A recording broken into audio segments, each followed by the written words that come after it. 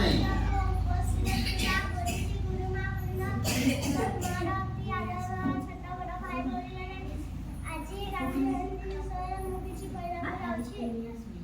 आज जातीय पिता महात्मा गांधीଙ୍କର जन्मदिन।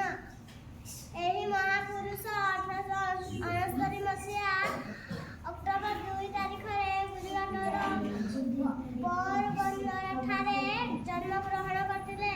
ତାଙ୍କର ବାପାଙ୍କ ନାମ କରମଚାନ୍ଦ ଗାନ୍ଧୀ, ତାଙ୍କ ମାଙ୍କ ନାମ ପୁତୁଲିବାଇ।